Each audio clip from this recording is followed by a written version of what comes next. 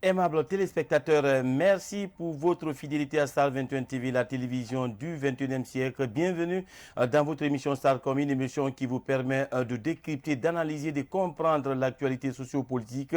Aujourd'hui, on s'intéresse à un sujet qui défraie la chronique en Guinée. Il s'agit de la nouvelle constitution du 22 mars 2020, initiée et défendue à tout prix par le président Alpha Condé et ses alliés. Mais cette constitution souffre-t-elle d'insuffisance? En tout cas, les hommes de droit parlent de manquements et même de la falsification de la dite constitution. Pour en parler, nous avons comme invité Maître Pépé Antoine Lama, avocat à la Cour. Maître, bonjour et merci d'avoir répondu à notre invitation. Bonjour et bonjour à tous vos auditeurs. Alors, bonne arrivée. Merci. Alors, comme annoncé à l'entame de cette émission, la situation ou l'actualité reste dominée par justement ce texte, cette constitution qui a été promulguée par le président de la République le 14 avril 2020. La plupart des hommes de droit parlent de la falsification. Parlez-nous-en, maître, de quoi il s'agit concrètement. C'est effectif, la fausse nouvelle constitution a été altérée. Le document qui a été publié le 14 avril 2020 est différent du projet de constitution qui a été soumis au référendum du 22 mars. Vous allez retenir que le document soumis au référendum du 22 mars comportait 156 articles et le document publié le 14 avril comporte 156 articles. Et quand vous faites une lecture comparée des deux documents, vous verrez qu'il y a plus de 14 articles qui sont totalement différents. Oui. Certains sont carrément modifiés, d'autres supprimés. Et lorsque vous vous aventurez ou vous amusez seulement à faire une comparaison entre les articles 42 des deux textes, vous verrez que dans le premier, je veux parler du projet de constitution publié au journal officiel en janvier. Oui.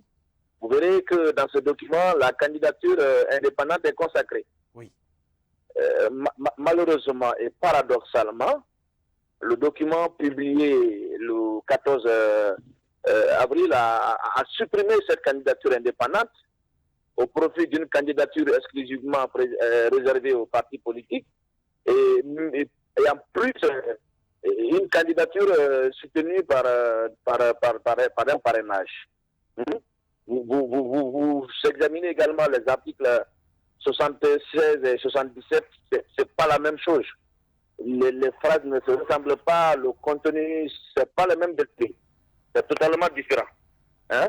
Et à l'article 106, par rapport à la composition de la Cour constitutionnelle, dans le projet, la désignation des deux magistrats qui doivent y siéger revient à l'association des magistrats de Guinée. Oui. Mais dans le document publié, c'est le Conseil supérieur de désigner.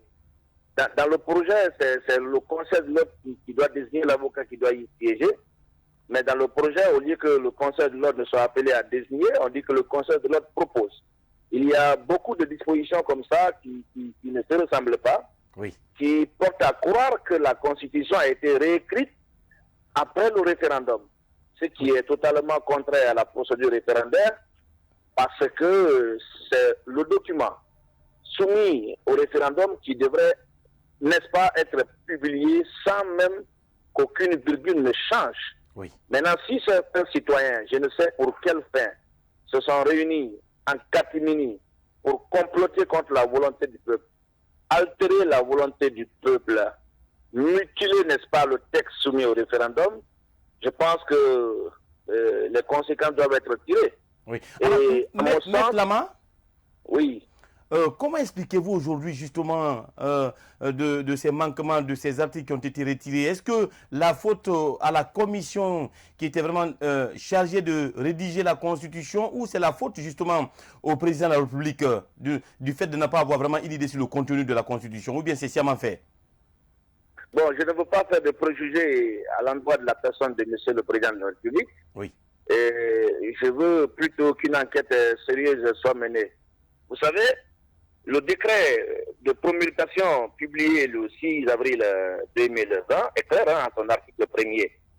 le président a promulgué la constitution qui a été soumise au référendum du 22 mars 2020.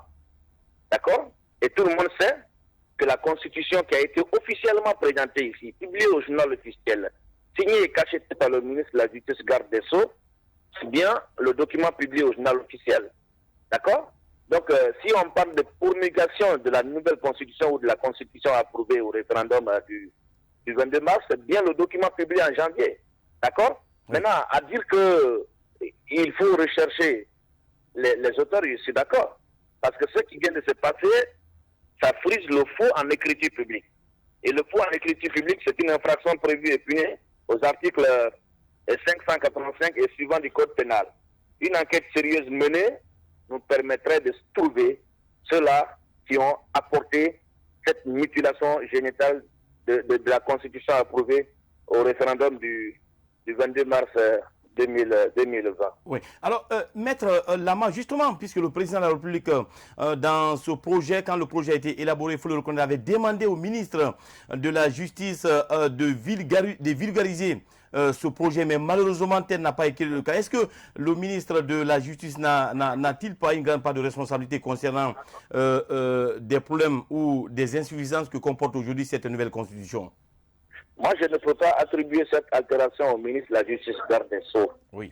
Ce que je sais, l'avant-projet qui est sorti de la Cour constitutionnelle, c'est-à-dire le document qui a été proposé à la Cour constitutionnelle et qui a été rendu public le 19 décembre 2019, comportait 161 articles. La responsabilité avait été conférée au ministre de la Justice, garde des Sceaux, de vulgariser ce document. Je pense bien que c'est après avoir enlevé, procédé à des retouches, qu'on est revenu à un projet comportant 157 articles. Le ministre de la Justice, garde des Sceaux, a pris la responsabilité sur lui de signer toutes les pages de ce projet, d'y apposer son cachet et de le publier au journal officiel. Je pense que le ministre de la Justice a clairement accompli sa tâche. Oui. Le document officiel qui a servi de support de campagne pour le référendum, c'était ça. Oui. D'accord? Et c'est ce document, c'est sur la base de ce document que le référendum a eu lieu. Aucun autre document ne peut sortir nulle part pour se substituer à ce document-là. Donc je ne peux pas en vouloir au ministre de la Justice, garde des Sceaux. Par contre, je peux inviter, n'est-ce pas, le garde des Sceaux à beaucoup plus de vigilance et de responsabilité. Il est le patron des magistrats de la poursuite en Guinée. La loi lui permet de donner des instructions, disons, fermes au procureur général avec versement des instructions du document au dossier de la procédure, d'engager une procédure pénale contre les auteurs de cette fraude à la loi, oui, de cette fraude trahison commise, n'est-ce pas, au préjudice du peuple de Guinée. Oui. Alors, Maître Lama, en termes de conséquences, à quoi doit-on en principe s'attendre? En termes de conséquences, à quoi doit-on s'attendre par rapport à tout ce qui se passe? Je ne sais pas. Moi, je préfère que vous parliez de conséquences juridiques.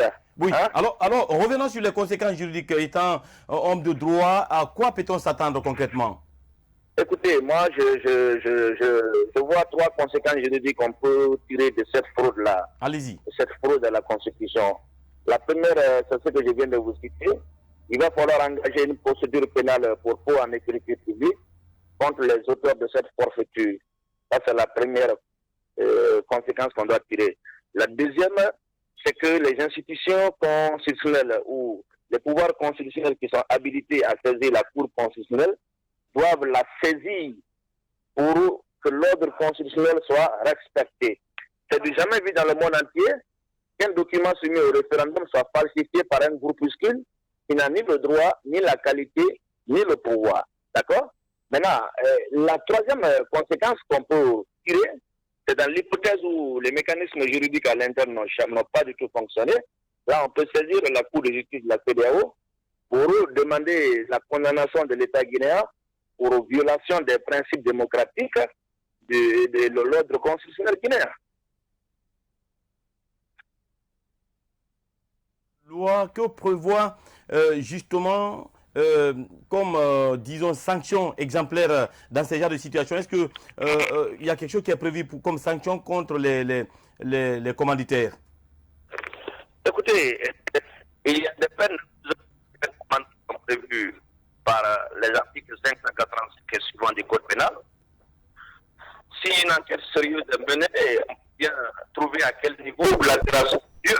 Et je ne peux pas ajouter un document faux ne saurait s'appliquer dans un état normal. D'accord?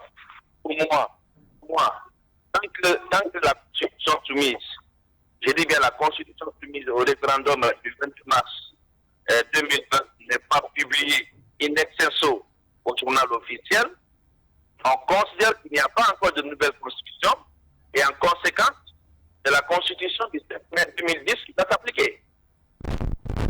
Alors, Maître Lama, gardez la ligne et restez avec nous. Nous allons vous proposer un reportage. On revient dans un instant sur ce plateau pour continuer les débats avec vous, bien sûr, au bout de fil. L'avant-projet de la nouvelle constitution est une constitution taillée sur mesure. Tels sont les propos de Maître Alpha Yaya Dramé, avocat au barreau de l'Île-France et de Guinée, pour qualifier le projet de nouvelle constitution que veut faire adopter le président Alpha Condé. Pour Maître Yaya Dramé, c'est compliqué. Si la constitution actuelle est adoptée à la forme, une démarche qui, selon lui, viole non seulement la constitution actuelle, mais aussi la législation de la CEDEAO. La constitutionnelle définit deux types de coups d'État. C'est le coup d'État militaire, que vous connaissez, par la violence, et le coup d'État constitutionnel. Donc, dans les règles de la CEDEAO, en l'espèce, l'acte additionnel de 2012 précise que toute modification ou tout changement empêchant la transition politique, l'alternance politique, est une infraction au droit communautaire. L'avant-projet de constitution ne semble pas également rimer avec une presse libre et indépendante en Guinée.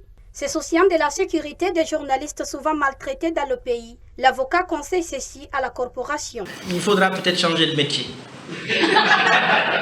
La liberté de la presse, en fait, a deux pendants. Le premier, c'est la règle qui dit, voilà, le droit à l'information, donc le droit d'informer et d'être informé est garanti, mais aussi son pendant juridictionnel, c'est l'existence d'une juridiction indépendante qui est les pouvoirs et la volonté de censurer toute décision de l'exécutif qui porte atteinte à ses droits.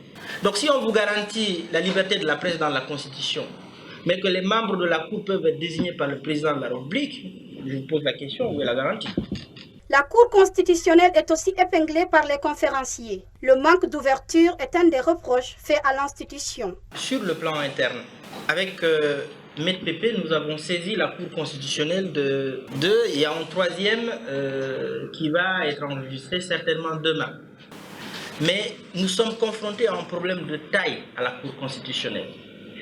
C'est le moment de le dire. Tout comme les promoteurs de la Constitution, je vais parler plus haut, la Cour constitutionnelle refuse tout débat intellectuel. L'équilibre des pouvoirs sera complètement rompu, d'autant plus que les 5 membres de la Cour constitutionnelle seront quasiment désignés par le président de la République, s'inquiète Maître Yaya Dramé. Les citoyens sont avertis, conclut le conférencier. L'émission Starcom se poursuit sur ce plateau de Star 21 TV, la télévision du 21e siècle, avec bien sûr notre invité. Il s'agit de Maître Pépé Antoine Lama. Maître, il est avocat à la Cour, bien sûr. Maître, vous êtes là? Oui, je suis là. Alors, vous avez suivi ce reportage de la rédaction politique de Star 21 TV par rapport à l'avant-projet, bien sûr, de cette nouvelle constitution. Quel commentaire faites-vous? Votre réaction là-dessus? Oui, en fait, j'ai bel et bien été associé à ce travail. J'ai été associé à l'introduction des recours à la Cour constitutionnelle relativement à l'adoption de cette nouvelle constitution. Nous avons perdu devant la Cour constitutionnelle et vous le savez, en droit interne, les arrêts de cette Cour sont insusceptibles de recours. Et en bon légaliste, je me plie bien sûr, même si aujourd'hui une autre piste est en train d'être exploitée devant la Cour de justice de la CEDEAO et on attendra la suite que cette juridiction va réserver, n'est-ce pas, à cette recette-là. Mais ce que je peux vous dire, du point de vue de la démarche juridique dans le cadre de l'élaboration de cette constitution, plusieurs critiques ont été apportées, tant sur la forme qu'au fond. Et des recours ont été introduits devant qui de droit, Et il y a eu des décisions de justice, comme je vous le disais tout à l'heure. La Cour constitutionnelle a cristallisé toute cette procédure. Donc, dès lors, la Cour a cristallisé la procédure et elle a fini d'ailleurs par proclamer les résultats définitifs de l'adoption, n'est-ce pas, de cette nouvelle constitution par référendum. Juridiquement, il n'y a aucun obstacle à ce que cette constitution-là soit promulguée et publiée. Ça dépend des buts, droit interne. Mais à l'international, je vous dis bien, à l'international, il y a déjà un recours introduit dans le cadre, n'est-ce pas, de l'adoption de cette nouvelle constitution-là. Là, c'est une autre chose, c'est un autre débat. Mais le débat qui est né aujourd'hui est né du fait que le document qui a été approuvé par le référendum d'après l'arrêt rendu par la Cour constitutionnelle, différent du document publié au journal officiel, ce qui en droit est inadmissible. Parce qu'il n'est pas permis à n'importe qui d'adopter une nouvelle constitution. Il y a plusieurs mécanismes qui peuvent intervenir dans le cadre de l'adoption d'une nouvelle constitution.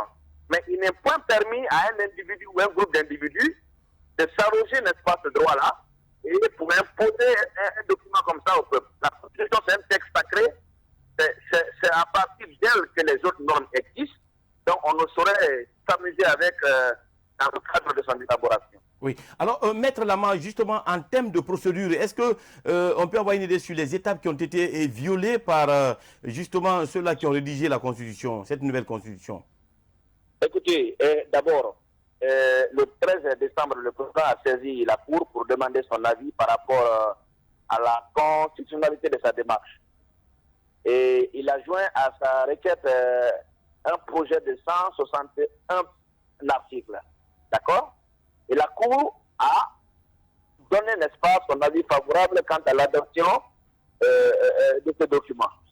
Mais ce qui est paradoxal, c'est que le document a été révisé sans que ça ne passe à nouveau devant la Cour pour que la Cour puisse examiner, n'est-ce pas, sa régularité. Oui. D'accord? Cette étape n'a pas été accomplie. On s'est simplement assis quelque part loin des caméras et des regards pour, n'est-ce pas, fabriquer un document taillé sur mesure qui a été publié au journal officiel, qui malheureusement a été mutilé, n'est-ce pas, dans ses parties génitales. Et c'est ce que vous voyez et qui fait débat aujourd'hui. Oui. Alors aujourd'hui, est-ce que, Maître, puisque les avis des citoyens restent partagés par rapport justement à cette nouvelle constitution, est-ce qu'il y a possibilité aujourd'hui de l'amender? Bon, écoutez, la question n'est pas de l'amender. La question est de rester fidèle à la procédure référendaire. Oui. Si on est d'accord que c'est le projet publié au journal officiel en janvier qui a été soumis au référendum, si on est d'accord que le référendum s'est soldé par le oui, mais il n'y a pas d'autre conséquence que de publier le texte soumis au référendum. Ce n'est pas de savoir s'il faut amender ou pas, le débat n'est pas à ce niveau. Le débat consiste à savoir est-ce que quelqu'un avait le droit d'altérer, n'est-ce pas, le document soumis au référendum après le 22 mars. J'ai dit non. Là, je suis formel là-dessus. Ça ne se doit pas. Oui. Alors Maître, en termes d'avantages, est-ce que cette nouvelle... dans ce point, ne devrait changer. Oui. Alors, Maître, en termes d'avantages, est-ce que cette nouvelle constitution a-t-elle des avantages? Si oui, lesquels? Écoutez, moi, je refuse qu'on appelle ça nouvelle constitution. Je refuse qu'on appelle ça nouvelle constitution, oui, parce que ce n'est pas le document adopté au référendum du 22 mars. Moi, je qualifie ça de post-nouvelle constitution. C'est un faux document. Oui. Alors, pour terminer, nous tendons presque vers la fin de cette émission. Est-ce que vous avez un message particulier à lancer à l'endroit du peuple guinéen par rapport justement à ce putsch constitutionnel? Oui, j'ai un message à l'endroit des promoteurs de cette nouvelle constitution. Allez-y. Si c'est avec conviction, avec conscience, qu'ils ont porté ce document à la connaissance du peuple de Guinée pour demander son approbation afin qu'il soit adopté pour des raisons qu'ils ont eu le temps de détailler. Il est temps pour eux de continuer, n'est-ce pas, à pérenniser ce combat pour que l'ordre constitutionnel soit rétabli. Ce qui vient de se passer en Guinée nous fait honte. C'est du jamais vu, ça ne se doit pas, c'est inédit et c'est juridiquement inadmissible. Aucun Guinéen conscient ne peut, n'est-ce pas, se sentir fier de ce ridicule que nous sommes en train de vivre aujourd'hui. Il faut désormais qu'on apprenne à entrer dans l'histoire de la bonne manière et de la plus belle des manières. Nous avons un passé glorieux. Il ne faudrait pas qu'au public à l'international, que nous soyons indexés comme étant des mauvais exemples. Le peuple de Guinée doit se revenir, prendre son destin à mer et, n'est-ce pas, apporter un regard critique, objectif et prudent sur les cas qui sont censés décider sur cette destinée. Maître Pépé Antoine Lama, avocat à la Cour, merci d'avoir répondu à nos questions ce matin. C'est moi qui vous remercie. Voilà. Fidèles téléspectateurs, ainsi prend fin cette émission. Qu'on l'avait constaté, notre invité était Maître Pépé, notre invité était Maître Pépé Antoine Lama, avocat à la Cour. Ainsi prend fin cette émission. Nous vous souhaitons une excellente suite de programmes en compagnie de Star 21 TV, la télévision du 21e siècle. À bientôt.